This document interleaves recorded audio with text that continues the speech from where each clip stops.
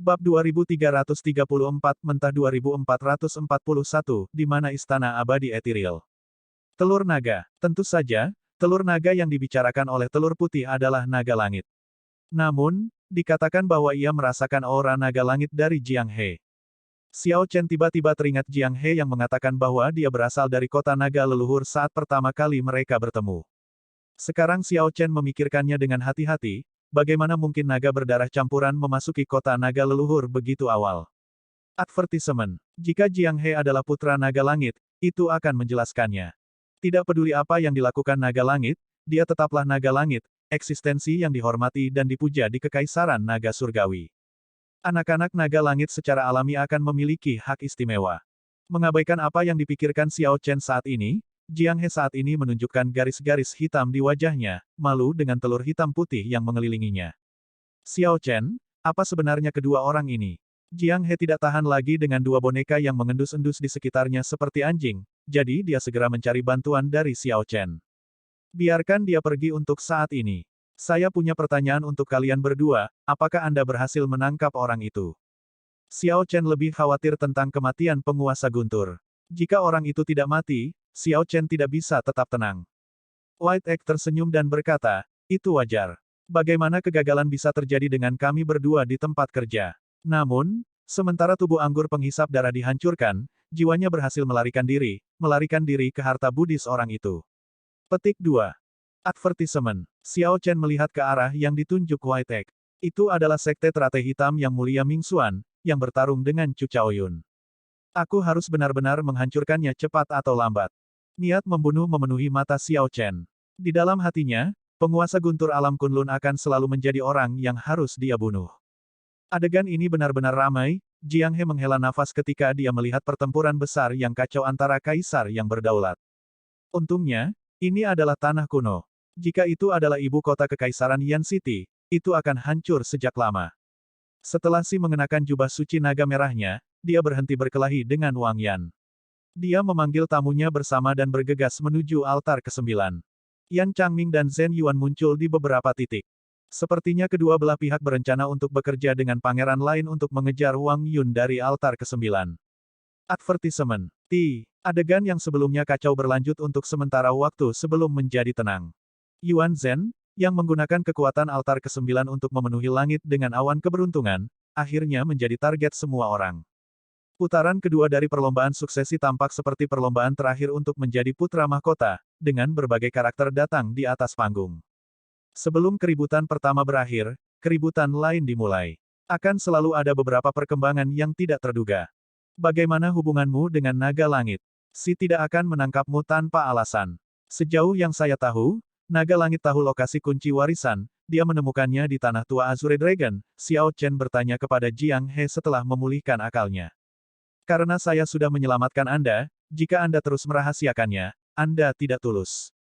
Jiang He menunjukkan ekspresi serius. Ayahku adalah naga langit. Namun, saya benar-benar tidak tahu lokasi kunci warisan. Jika Anda menyelamatkan saya karena itu, Anda akan kecewa. Si itu bahkan mencari jiwaku dan tidak menemukan apapun. Kami berdua dari ras naga dan bisa dianggap sebagai teman lama. Saya tidak menyelamatkan Anda karena kunci warisan. Namun, saya hanya memiliki beberapa hal yang ingin saya klarifikasi dengan Anda. Petik 2. Xiao Chen tidak merasa bersalah atas kecurigaan Jiang He. Dia terdengar sangat jujur dan alami saat dia berbicara, tidak menunjukkan sesuatu yang aneh. Adapun apa yang Jiang He pikirkan, itu masalahnya. Aku percaya kamu. Jiang He tersenyum tipis, mengulurkan tangan ke Xiao Chen. Xiao Chen tersenyum dan membalas tindakannya. Keduanya berbagi jabat tangan yang kuat untuk sesaat, membangun kepercayaan di antara mereka. Karena saling mengenal, terkadang hanya butuh 1 detik untuk membangun kepercayaan, sama seperti sekarang. Suara mendesing. Chu Chaoyun turun dari langit dan mendarat di samping keduanya. Dia tampak baik-baik saja, sepertinya dia tidak terluka meski bertarung melawan 2 orang. Yuan Zhen ini menyembunyikan dirinya dalam-dalam dan membuat rencana untuk semuanya. Dia berhasil mendorong seorang pangeran tanpa kehadiran ke tahap ini, mengganggu rencana banyak orang. Dengan dukungan patung Buddha, penyempurnaan pedang kekaisaran Yan milik Wang Yun tidak terganggu, meskipun Si dan Yan Changming ikut bergabung.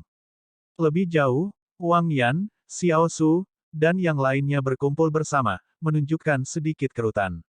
Mereka ragu-ragu apakah akan bergabung untuk menghancurkan altar ke-9. Secara praktis, Pangeran keempat Wang Yun sekarang menjadi pesaing terbesar Pangeran ke-9. Pada saat ini, tidak ada yang benar atau salah dengan pikiran Pangeran ke-9. Ledakan. Sebelum Pangeran ke-9 bisa membuat keputusan, Wang Yun tertawa gila di atas altar saat dia mengeluarkan pedang kekaisaran Yan miliknya. Novel terbaru diterbitkan garis bawah di sini lebih besar dari novelringan.com. Pedang Wang Yun memancarkan cahaya Buddha yang terang. Dia benar-benar dengan sempurna menggabungkan dao besar Sekte Buddha ke dalam vena naga dinasti Yanwu. Adegan ini melampaui harapan semua orang. Tanda pisah. Banyak patriark di istana di awan semuanya tercengang. Orang-orang kuil leluhur kekaisaran telah mendorong kuil roh tersembunyi, tidak membiarkan kuil roh tersembunyi berpartisipasi dalam perlombaan suksesi dan bahkan mendukung Balai Dao Iblis dinasti Suewu sebagai gantinya. Oleh karena itu, ketika Pangeran keempat mengeluarkan pedang kekaisaran Yannya, mereka semua merasa tercengang. Pedang yang memancarkan cahaya Buddha yang terang berarti bahwa para leluhur tidak lagi memiliki kendali atas situasi. Kaisar Yan yang terkendali menunjukkan senyum mengejek. Para patriark ini mencoba memainkan permainan keseimbangan, ingin mempermainkan Dao Iblis dan Dao Buddha di telapak tangan mereka. Namun, mereka tidak tahu bahwa mereka hanyalah pion di mata kedua faksi itu. Di balik senyum itu ada kesedihan yang tak terbatas. Kaisar Yan tahu bahwa apapun hasilnya, dinasti Yanwu telah berakhir. Leluhur kekaisaran dari kuil leluhur kekaisaran merasa sangat cemas. Dia berjalan ke sudut lagi dan berkomunikasi dengan bayangan hitam misterius itu. Dari apa yang Kaisar Yan dengar, leluhur kekaisaran sepertinya mengatakan bahwa ras suksesi sudah benar-benar di luar kendali. Mereka tidak bisa lagi mengendalikan apapun. Putaran ketiga akan segera dimulai, dan pemenangnya adalah putra mahkota. Rencana awal gagal total.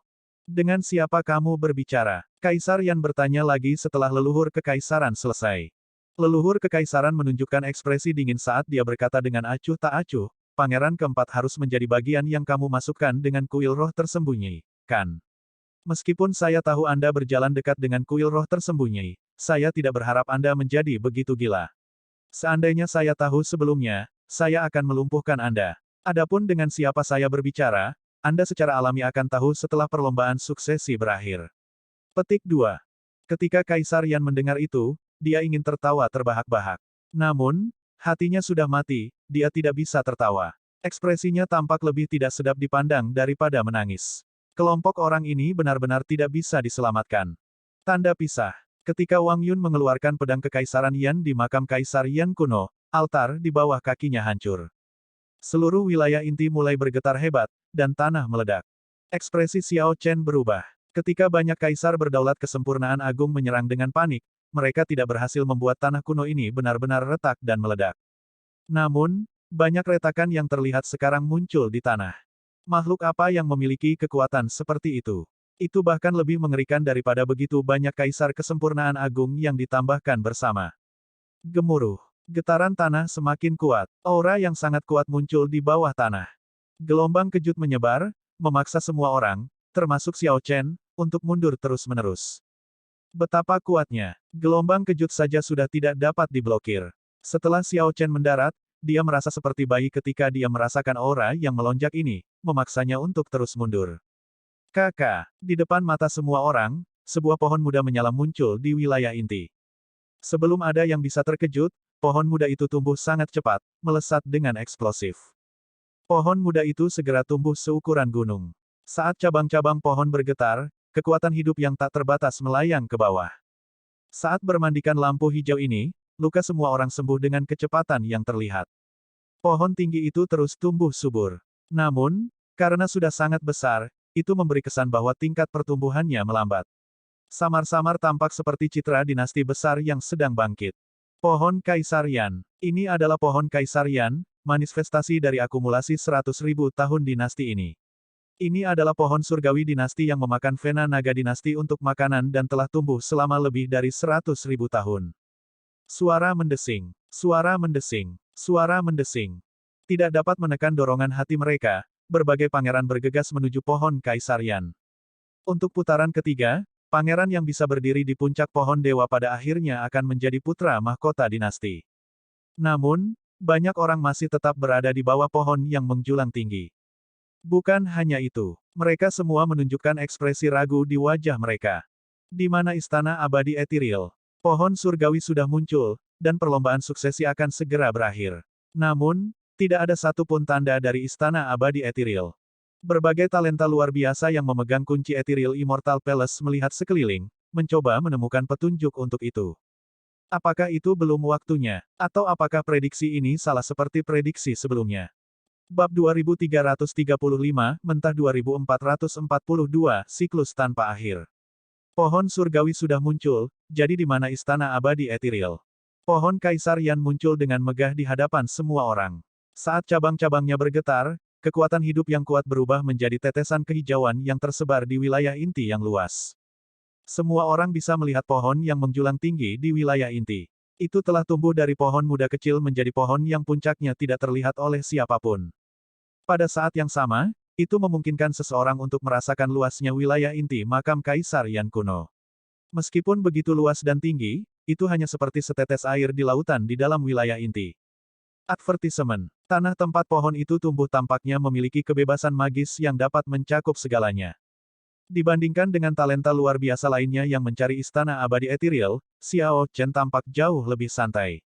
Luka-lukanya perlahan sembuh saat tetesan hijau menghujaninya. Setelah kekuatan hidup memasuki tubuhnya, mereka terbakar seperti nyala api yang lembut, memberikan kehangatan. Rasanya seperti kekuatan hidup yang besar yang dibawa angin musim semi saat bertiup di atas tanah. Ketika Xiao Chen mengepalkan jarinya dengan erat, energi surgawi yang melonjak di tubuhnya menyembur seperti ombak di sungai atau laut. Gelembung gemericik muncul di soul pool-nya, memulihkan energi jiwanya yang mengering. Segel surgawi naga azure miliknya seperti dewa kuno yang membuka matanya setelah tertidur untuk waktu yang lama. Kemudian, 3 cincin cahaya muncul di soul pool, menendang ombak yang menjulang tinggi. Energi surgawi Xiao Chen menyembur, energi jiwanya melonjak, dan pikirannya terasa pulih. Dia telah kembali ke puncaknya. Saat Xiao Chen dengan kuat menggenggam tangan kanannya, dia bisa merasakan kekuatan besar dalam energi surgawi dan energi jiwanya. Ini terasa baik. Bibir Xiao Chen melengkung membentuk senyuman. Advertisement. Dia telah terluka parah, yang sangat membatasi pikiran dan jiwanya. Perasaan lemah itu tidak menyenangkan. Suara mendesing. Suara mendesing. 2 sosok turun dari pohon Kaisar Yan kuno. Itu adalah Hao Kai dan Xiao Su. Kakak, Pangeran ke-9 menyuruh kami datang dan melindungimu. Dia mengatakan bahwa Anda menargetkan istana abadi etiril dan pasti akan berakhir dengan konflik dengan faksi lain. Setelah Xiao Su mendarat, dia menjelaskan mengapa mereka berdua meninggalkan Wang Yan. Hao Kai melanjutkan, Yang Mulia Pangeran ke-9 cukup baik untuk para pengikutnya. Dia membiarkan Wu Meng dan yang lainnya mencari buah Kaisar Yan dan menyuruh kami berdua untuk kembali. Xiao Chen memalingkan muka dari pohon Kaisar Yan kuno dan berkata dengan tenang, dia hanya bisa mengandalkan dirinya sendiri untuk babak final. Jika Wang Yun tidak menempati altar ke-9, dia pasti akan menjadi putra mahkota. Sekarang, sulit untuk mengatakannya. Putaran ketiga balapan suksesi sangat terkait dengan putaran kedua. Advertisement. Ketika di pohon Kaisar Yan kuno, yang tumbuh di Vena Naga Dinasti, Wang Yun dan Wang Yan, yang dengan sempurna menggabungkan dao besar mereka ke dalam Vena Naga, memiliki keuntungan besar dibandingkan pangeran lainnya. Putra mahkota hanya bisa menjadi salah satu dari keduanya. Apakah di sini, atau tidak? Seru Chu Chaoyun sambil menggelengkan kepalanya dengan kecewa setelah membuka matanya. Dia telah dengan erat mencengkeram kunci etiril Immortal Palace-nya selama ini. Saat ini, martial epoch seperti kayu yang layu. Bentuknya tetap ada, tetapi spiritualitasnya telah lama hilang. Momentum siklus zaman tidak dapat diblokir lagi. Situasinya sudah terbalik sekali, meskipun momentumnya melonjak, mengalahkan Raja Naga Hitam. Alat jiwa kelas transenden terkuat dari zaman bela diri, sayap waktu, tidak punya alasan untuk muncul. Pada saat itu, semua talenta luar biasa yang belum memanjat pohon Kaisar Yan menargetkan istana abadi etiril. Di segaris bawah konten diambil dari novelringan.com. Sebelumnya, banyak dari mereka tetap tersembunyi. Dengan situasi saat ini, mereka harus mengekspos diri mereka sendiri bahkan jika mereka tidak mau. Tidak termasuk kunci warisan, ada 7 kunci istana abadi etiril. Sekarang setelah situasinya membaik, Xiao Chen bisa melihat siapa yang memegang kunci istana abadi etiril. Xiao Chen melihat sekeliling dan melirik Yuan Zhen yang masih duduk di platform lotus di awan dan bermandikan cahaya Buddha yang terang. Yuan Zhen, yang membawa karma Siti Garba Bodhisattva, mengerutkan keningnya. Sepertinya ada sesuatu yang bertentangan dengan harapannya. Orang ini menerima kunci istana abadi ethereal dari Xiao Chen, jadi Xiao Chen tidak perlu menebak. Dua orang, Yan Changming dan Zhen Yuan, berdiri berdampingan di gundukan di kejauhan. Jelas, keduanya memegang kunci istana abadi-abadi. Si yang berjubah naga merah berdiri bersama Ming Xuan dan Yang Qing. Kunci istana abadi ethereal ketiga pasti ada bersamanya. Wenren Yu dan Dao Yan dari Tanah Suci Surga yang mendalam berdiri bersama. Wenren Yu pasti memiliki satu kunci istana abadi ethereal. Xiao Chen dan Chu Chaoyun masing-masing memiliki satu kunci. Kunci terakhir harus dengan kelompok Raja Naga Perak. Xiao Chen melihat ke atas, dan tatapan aneh muncul di matanya. Putra mahkota Dewa Naga Qin Ming benar-benar berdiri. Secara kebetulan, tatapan Qin Ming bertemu dengan mata Xiao Chen. Kilatan niat membunuh yang dingin membuat Xiao Chen sedikit kedinginan. Xiao Chen menghela nafas, kekuatan hidup pohon Kaisar Yan kuno merawat luka-lukanya, memungkinkan dia untuk kembali ke puncaknya. Qin Ming berakhir hampir mati, hampir lumpuh. Sekarang dia kembali ke puncaknya, dia akan mencapai tingkat yang sama sekali baru. Keponakan yang terhormat, tidak perlu menurunkan dirimu ke levelnya. Menemukan istana abadi ethereal lebih penting. Yang Mulia pernah menginstruksikan bahwa Wings of Time diprioritaskan. Petik 2. Raja Naga Perak takut bahwa Qin Ming tidak dapat bertahan dan akan berakhir dengan terburu-buru. Setelah dipukuli hingga babak belur, Qin Ming tetap tidak sadarkan diri. Dia tidak tahu betapa mengerikannya Xiao Chen saat menggunakan pembunuh surgawi. Jika Qin Ming berpikir bahwa dia bisa mengalahkan Xiao Chen setelah kelahirannya kembali, itu akan buruk. Saya tahu. Qin Ming menunjukkan ekspresi dingin dan tegas, tampak agak tidak menyerah. Namun, dia masih perlahan menarik pandangannya. Xiao Chen tersenyum tenang, tidak mempedulikannya. Adegan yang sebelumnya kacau terjadi di bawah pohon yang menjulang tinggi. Tamu-tamu lain menuju pohon Kaisar Yan kuno bersama dengan para pangeran. Bahkan jika putaran ini tidak ada hubungannya dengan para tamu, buah Kaisar Yan yang tersembunyi layak untuk diperjuangkan. Buah Kaisar Yan tidak hanya memiliki efek ajaib untuk memperpanjang umur, tetapi legenda juga mengatakan bahwa itu bahkan dapat meningkatkan keberuntungan yang sangat halus.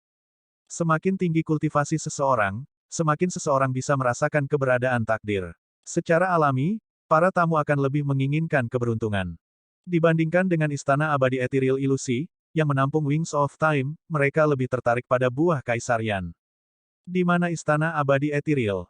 Orang-orang yang memegang kunci istana abadi ethereal tampak agak bingung, seperti Chu Chaoyun. Xiao Chen menatap Chu Chaoyun yang diam dan tiba-tiba berkata, sudahkah Anda mempertimbangkan bahwa istana abadi ethereal mungkin tidak muncul jika kunci warisan tidak ada? Bagaimana kamu menjelaskannya? Xiao Chen berkata setelah berpikir, sebenarnya, aku sedang memikirkan ini. Selama puluhan ribu tahun, telah ada prediksi tentang penampilan istana abadi ethereal. Namun, tidak satupun dari mereka yang benar. Jika hanya sekali atau dua kali, kita bisa menyalahkan standar para peramal ini. Namun, ada ribuan prediksi yang gagal, jadi pasti ada alasan lain. Mata Chu Chaoyun berbinar. Dia belum pernah mendengar tentang pertimbangan ini sebelumnya. Saya percaya bahwa ada orang yang mengumpulkan ketujuh kunci sebelumnya, hanya kekurangan kunci warisan. Karena kunci warisan hilang, bahkan jika istana abadi ethereal muncul, seseorang tidak dapat masuk. Jadi, apa bedanya apakah istana abadi ethereal muncul atau tidak? Chu Chaoyun berkata, merasa tercerahkan, apakah Anda mengatakan bahwa istana abadi ethereal atau semacam formasi dapat merasakan keberadaan kunci warisan? Betul sekali. Ini tebakan saya. Jika tidak, tidak ada penjelasan untuk puluhan ribu prediksi yang gagal. Xiao Chen menundukkan kepalanya dan dengan santai memainkan jarinya. Kemudian, dia bergumam, itu hanya tebakan. Lagi pula, kunci warisan sudah lama hilang, jadi kami tidak bisa menguji ini. Tepat setelah Xiao Chen berbicara, Chu Chaoyun menatap Jiang He. Jangan lihat aku. Saya benar-benar tidak tahu di mana kunci warisan itu. Jiang He menunjukkan ekspresi tak berdaya saat dia mencoba menjelaskan. Jika dia tahu di mana kunci warisan itu, dia akan mengatakannya sejak lama. Tidak sembarang orang bisa menanggung siksaan si. Ledakan. Xiao Chen menundukkan kepalanya dan memainkan jarinya, lalu tiba-tiba mendongak. Tindakan ini tampak biasa saja, tetapi begitu dia melihat ke atas, gambar Azure Dragon di belakangnya berubah menjadi substansial. Rambut panjangnya berkibar, menunjukkan ketajamannya. Kemudian, dia mengeksekusi firmamen serage ke arah langit. Kemarahan Great Desolate Aeon Ancestor Dragon membentuk telapak tangan yang besar. 5 elemen petir surgawi di telapak tangan berputar tanpa henti, menciptakan negara abadi. Bang! Serangan telapak tangan ini kebetulan bertemu dengan serangan telapak tangan Yuan Zhen, yang menyerang tanpa peringatan. Duduk di platform lotus di langit, Yuan Zhen menyatakan, semuanya kosong dan hampa. Hanya Buddha yang tertinggi. Kemudian, dia menggunakan kekuatan Buddha tertinggi dan mengirimkan telapak tangan Buddha emas yang menutupi matahari dan langit. Kedua telapak tangan bentrok, menghasilkan suara keras dan angin kencang. Ini memecahkan awan di sekitarnya.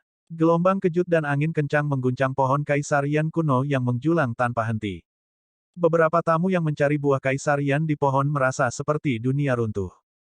Para tamu yang lebih lemah langsung terlempar sambil berteriak. Mundur. Xiao Chen menarik Jiang He dan berubah menjadi kilatan cahaya listrik ungu saat dia bergerak mundur. Setelah Xiao Su mendarat, dia dengan erat mencengkeram spanduk perang darah merah. Dia dan Hao Kai menunjukkan ekspresi serius saat mereka melindungi Xiao Chen, Chu Chaoyun, dan Jiang He. Gelombang kejut dari dua serangan telapak tangan bertahan di udara.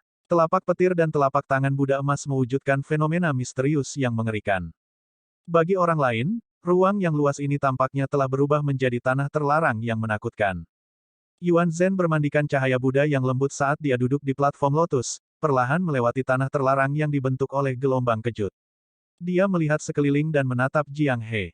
Ikuti new garis bawah episodes di platform novelringan.com. Target Yuan Zhen tidak perlu dikatakan lagi.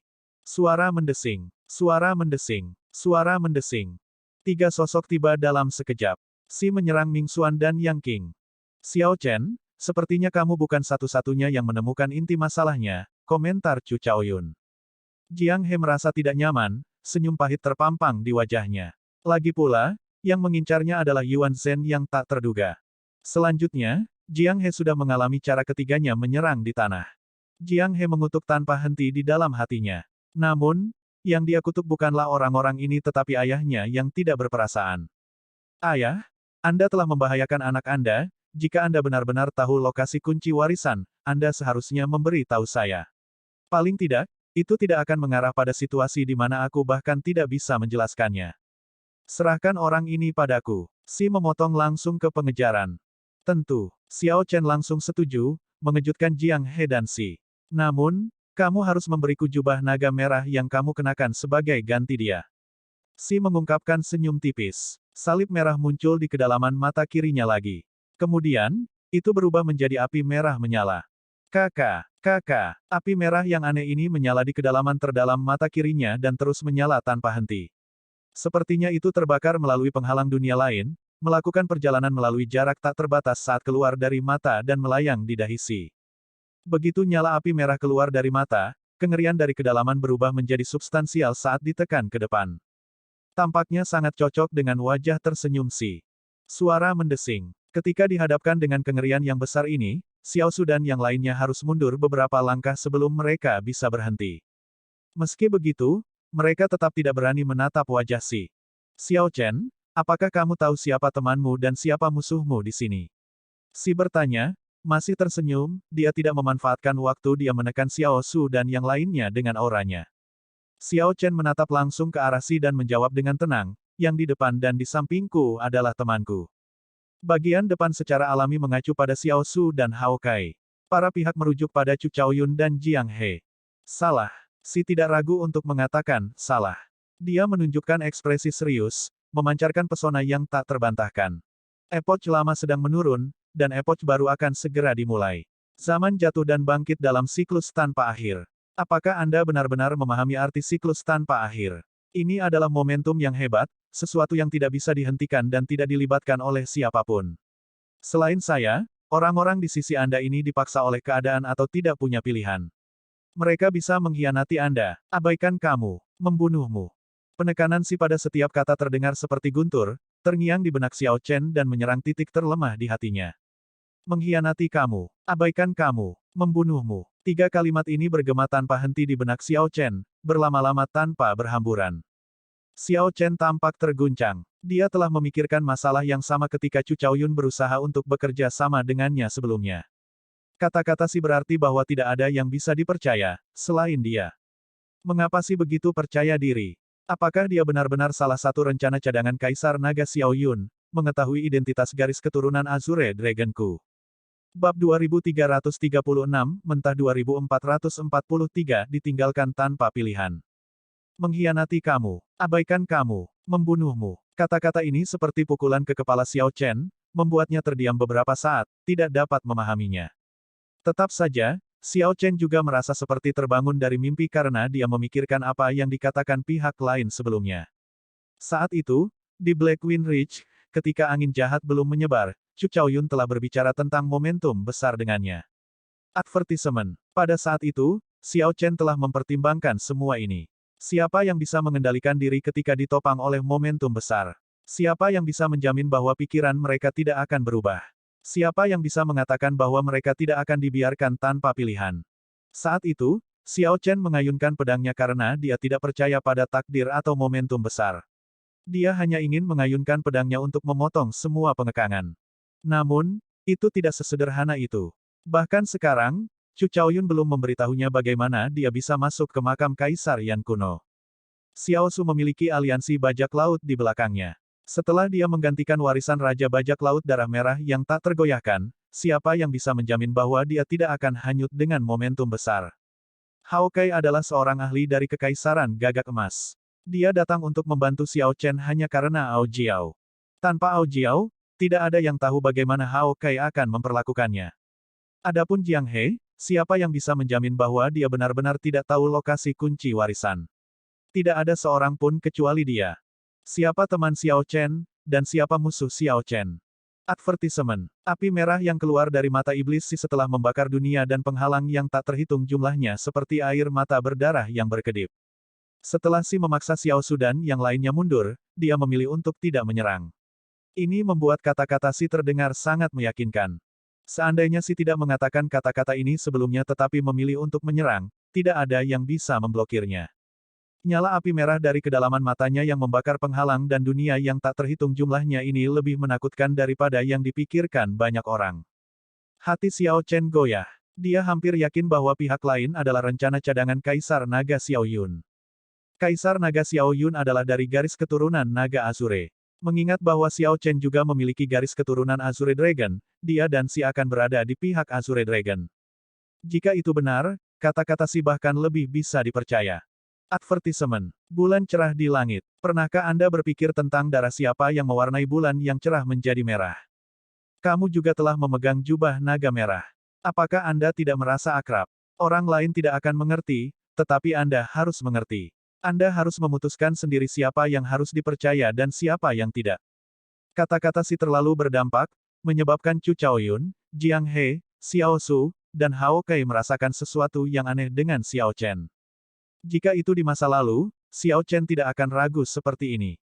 Jika saya menyerahkan Jiang He kepada Anda, apa yang akan Anda lakukan?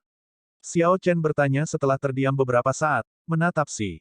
Ketika Xiao Chen mengatakan ini, ekspresi Chu Chaoyun dan Jiang He sangat berubah. Mereka merasakan pukulan berat di hati mereka. Jiang He merasa hatinya hancur, menderita rasa sakit yang luar biasa. Senyum dingin muncul di wajahnya, dia tahu bahwa Xiao Chen masih curiga bahwa dia tidak mengatakan yang sebenarnya tentang kunci warisan. Namun, Jiang He benar-benar tidak tahu lokasi kunci warisan itu. Chu Chaoyun menunjukkan ekspresi yang rumit, merasa agak kecewa. Pada akhirnya, Xiao Chen hanyalah seorang manusia. Sebelum momentum besar, dia tidak bisa tetap tidak terpengaruh. Ini juga agak membebaskan Chu Chaoyun. Ini bagus juga. Tidak akan ada banyak alasan. Setiap orang dibiarkan begitu saja tanpa pilihan, itu hanya serangkaian sebab dan akibat yang berbeda. Aku bisa merasa kurang bersalah tentang ini. Namun, untuk beberapa alasan, berbagai kenangan dari alam Kunlun dan alam kubah langit melintas di benak Chu Chaoyun. Jauh di lubuk hatinya, dia masih merasakan kesedihan yang tak terbatas. Waktu benar-benar tanpa ampun. Xiao Su dengan erat mencengkeram spanduk perang darah merah, merasa seperti dia tidak bisa mengeluarkan kekuatannya. Ekspresinya tampak gelisah. Kekuatan tempur Raja Bajak Laut Darah Merah samar-samar tampaknya terlepas dari kendalinya. Xiao Su bertanya-tanya, jika Xiao Chen benar-benar menyerahkan temannya, apakah kakak ini masih layak untuk setia? Ekspresi Hao Kai berkedip, tatapan aneh melintas di matanya, tetapi dengan cepat pulih menjadi normal. Dia hanya perlu mengingat instruksi Ao Jiao. Ekspresi si sedikit rileks. Nyala api merah meredup perlahan saat dia memberikan jawabannya. Apakah dia tahu lokasi kunci warisan atau tidak? Satu hal yang pasti, dia adalah orang yang paling terhubung dengan kunci warisan dan naga langit. Karena dia tidak dapat memberikan informasi apapun ketika dia masih hidup, maka biarkan dia mati. Bagaimanapun, itu hanya sepotong sampah yang sekarat, tidak akan ada kerugian. Jika saya benar-benar dapat memperoleh informasi tentang kunci warisan, maka saya akan mendapat keuntungan. Tidak peduli apa, saya keluar sebagai pemenang. Petik 2. Inilah yang ingin dilakukan Si setelah Xiao Chen menyerahkan Jiang He padanya. Dia berbicara terus terang, tidak menyembunyikan apapun. Siapa tahu, setelah Si berbicara, Xiao Chen menarik Tyrant Sabre di punggungnya. Dia berkata dengan lembut, "Maaf, saya khawatir saya tidak bisa menyerahkannya kepada Anda. Tidak masalah apakah dia teman saya atau musuh saya, aku tidak bisa memaafkan diriku sendiri karena menyerahkan seorang teman untuk mati." Tepat setelah Xiao Chen berbicara, Jiang He, yang bersiap untuk pergi, merasa tercengang. Senyum muncul di wajah Chu Chaoyun, kesedihannya mereda. Sementara waktu tanpa ampun, tidak semuanya harus disalahkan pada waktu. Beberapa hal dan beberapa orang akan selalu tetap sama, tidak peduli berapa lama telah berlalu. Ledakan. Api merah redup yang keluar dari mata Si menjadi cerah. Kemudian, dia bertanya dengan serius, "Apakah kamu yakin? Apakah Anda tahu betapa menyedihkannya Anda akan mati ketika orang-orang itu bereaksi, ketika si botak di langit mengambil keputusan?" Keanehan tempat ini sudah lama menarik perhatian Raja Naga Perak, Yan Changming, Wen Renyu, dan yang lainnya. Namun, mereka belum menghubungkan prediksi ke kunci warisan. Mereka masih menonton untuk melihat apa yang ingin dilakukan Si dengan Xiao Chen. Namun, begitu mereka memahami hubungannya, Xiao Chen, yang masih harus melindungi Jiang He, akan menjadi target semua orang dan dikepung tanpa ampun. Tidak ada yang bisa bertahan hidup dikelilingi oleh begitu banyak musuh yang kuat. Tidak perlu bagimu untuk peduli tentang itu. Anda harus memahami pikiran saya saat saya menarik pedang saya. Petik 2. Xiao Chen menunjukkan ekspresi tenang, tidak menunjukkan fluktuasi emosional. Sebagai seorang swordsman, ketika dia menghunus pedangnya untuk melindungi seseorang, dia telah mengesampingkan hidup dan mati. Ketika seorang pria menarik pedangnya, itu adalah janji hidup dan mati. Tidak perlu mengatakan apa-apa, semuanya tertulis di pedang. Mereka yang mengerti tidak akan bertanya lagi. Diam, tidak ada yang mengatakan apa-apa. Namun, mereka bisa merasakan aura Si semakin menakutkan. Aura yang berat membuatnya sulit bernapas. Ledakan. Selama setengah hidup saya mengalami pasang surut, tunawisma dan sengsara, selama separuh hidupku, aku tak tertandingi, berkeliling tanpa rasa takut. Tubuhku seperti pedang, penuh dengan kebanggaan yang teguh dan pantang menyerah, hatiku seperti matahari dan bulan, bersinar terang selama 10.000 tahun. Rasa lapar pertempuran Raja Bajak Laut Darah Merah yang gigih melintasi ruang dan waktu, tiba lagi.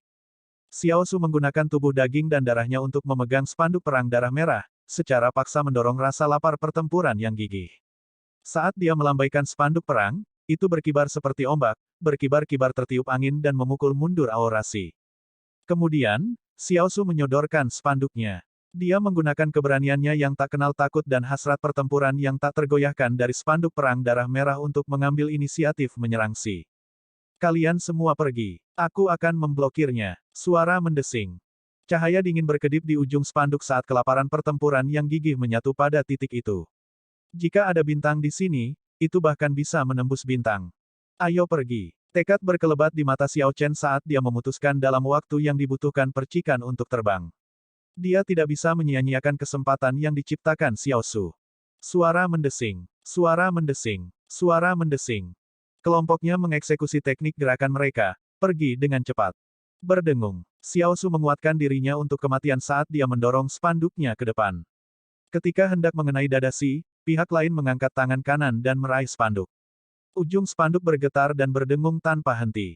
Gemuruh. Saat ujung spanduk bergetar, tanah bergetar hebat. Sepertinya dunia tidak lagi stabil. Suara mendesing. Suara mendesing. Sosok Ming Xuan dan Yang Qing melintas di kiri dan kanan Xiao Su, berubah menjadi dua sinar redup, satu hitam dan satu biru, saat mereka mengejar. Awan keberuntungan di langit bergolak seperti ombak. Yuan Zhen, yang duduk di lotus platform di langit, tiba-tiba berdiri. Sebuah cahaya terang melintas di mata Yuan Zhen. Jelas, dia telah mengambil keputusan dan menemukan bahwa Jiang He adalah inti dari penampilan Istana Abadi Ethereal.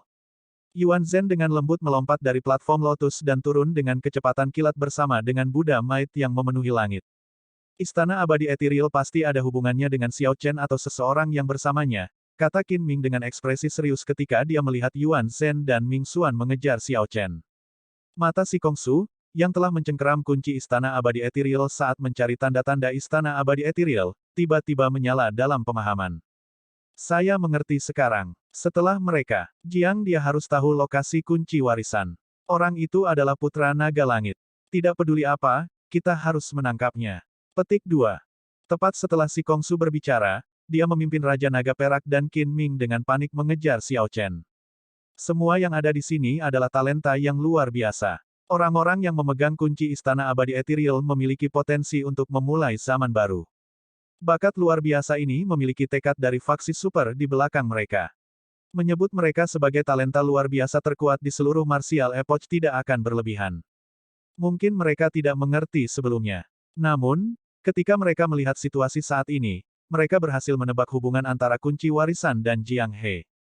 Yan Changming dan Wen Renyu dari Tanah Suci Surga yang mendalam melihat ke atas secara bersamaan ke arah yang telah diambil Xiao Chen. Kemudian, sosok mereka melintas saat mereka mengejar tanpa penundaan. Xiao Su, yang dengan erat mencengkeram spanduk perang darah merah, menggertakkan giginya, fitur wajahnya mengerut dan terpelintir dalam kegilaan. Namun, dia tidak bisa mendorong lebih jauh. Benda yang menggenggam spanduk perang darah merah bukanlah tangan melainkan cakar naga merah. Bab 2337, Mentah 2444 Kunci Gemetar. Naga merah yang bergerak di sekitar jubah hitam meletakkan cakar naganya di atas lengan Si dan dengan kuat menggenggam spanduk perang darah merah. Ini membuat Xiao Su sulit untuk maju. Hal yang menghalanginya bukanlah orang tetapi dinasti yang luas. Dengan bulan sebagai yang tertinggi, naga merah itu berbaring di atas tubuh. Rasa lapar perang yang gigih dari spanduk perang darah merah dapat mendorong aura Si kembali. Namun, itu tidak bisa mengalah sebuah dinasti. Advertisement. Betapa malangnya. Si menghela nafas, aku sendiri tidak bisa bertemu dengan Raja Bajak Laut Darah Merah. Mengalahkan pewarisnya hanyalah hasil dari keuntungan yang tidak adil. Pergelangan tangannya yang memegang tiang spanduk diputar dengan lembut.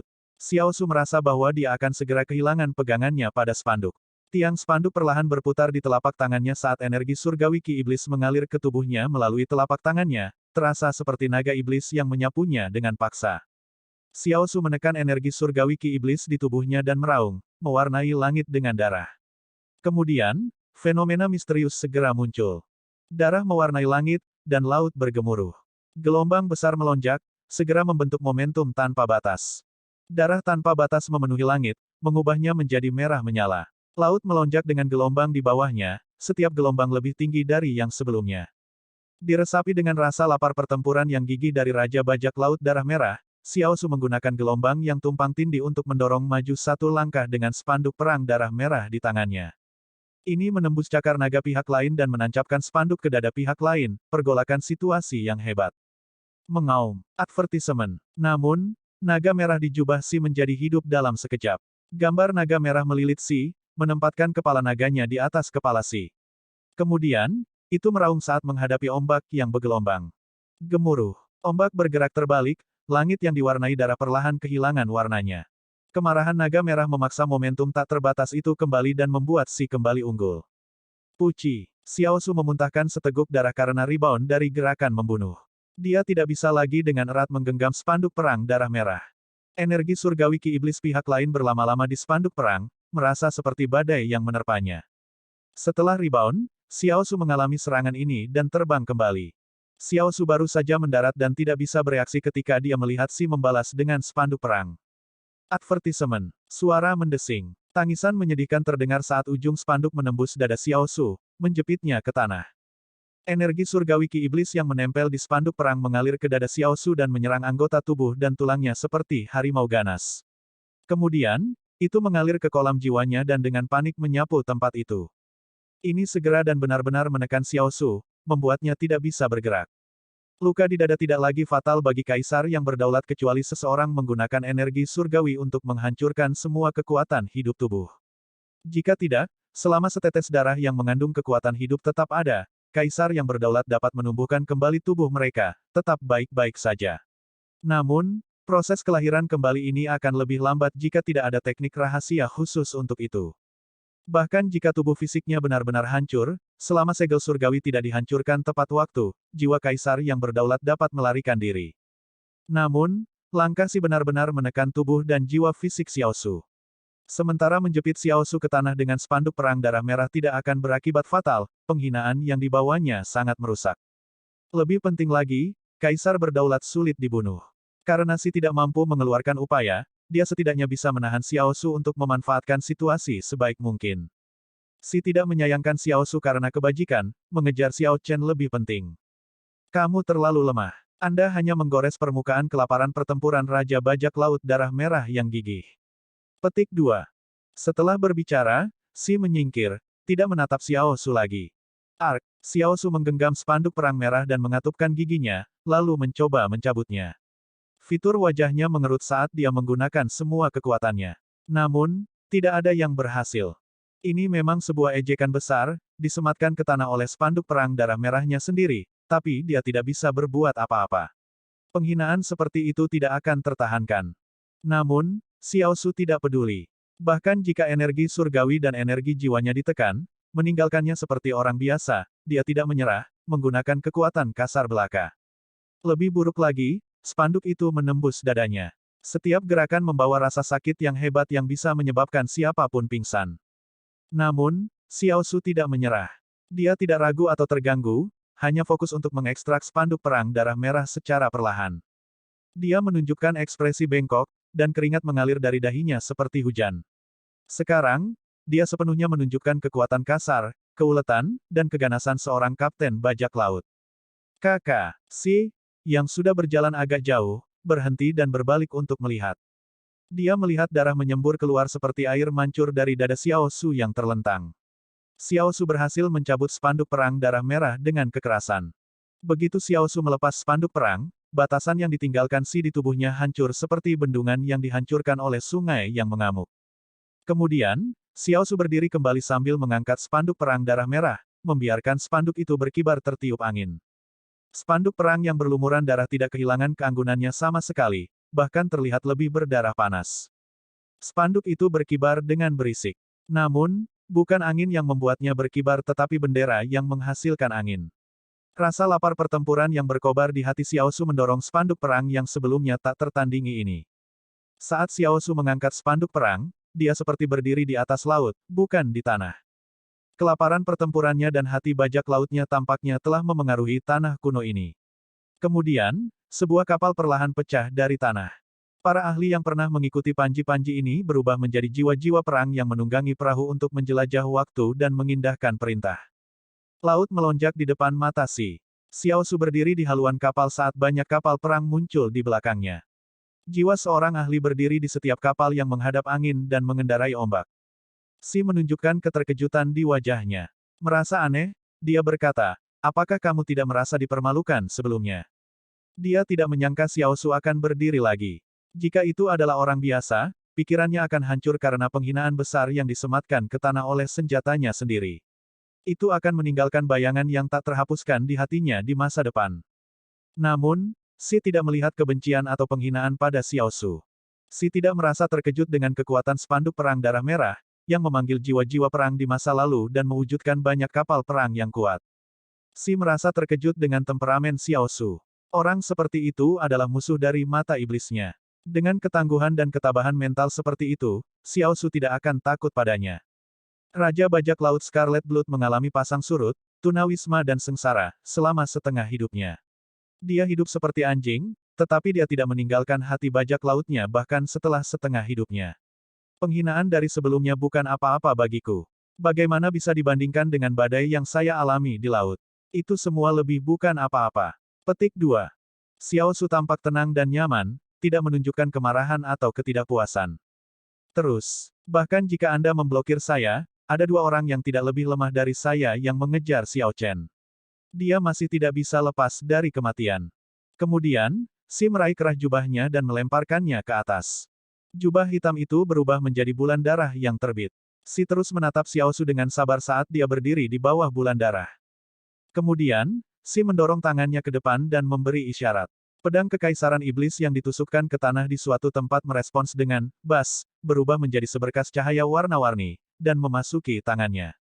Semua ini menunjukkan bahwa Si menganggap Xiao Su sebagai lawan sejati, mengeluarkan kekuatan sejatinya.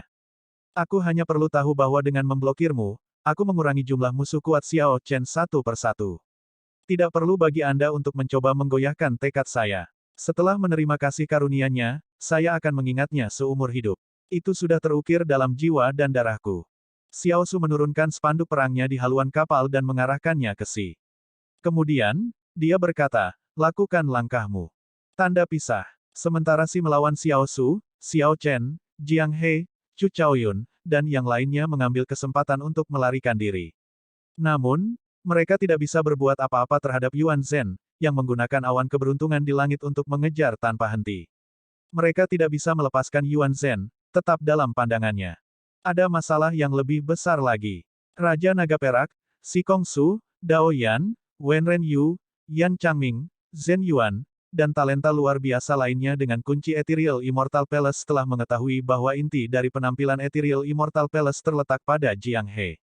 Karena itu, mereka juga mengejar. Yuan Zhen menyerang lagi. Xiao Chen dan yang lainnya tidak ingin terlambat, jadi mereka berkeliling dan menghindar. Ledakan. Sebuah telapak tangan besar muncul dan menghantam tanah, meliputi radius 5.000 km. Ikuti karen garis bawah novel di novelringan.com. Jika serangan telapak tangan ini mengenai mereka, itu akan menjadi tak tertahankan. Mereka akan mati atau terluka. Lautan kepahitan tidak terbatas. Kembalilah, dan keselamatan ada di sana. Mengambil kesempatan yang tercipta saat kelompok itu menghindar, Yuan Zhen mendarat di depan dan memblokir mereka.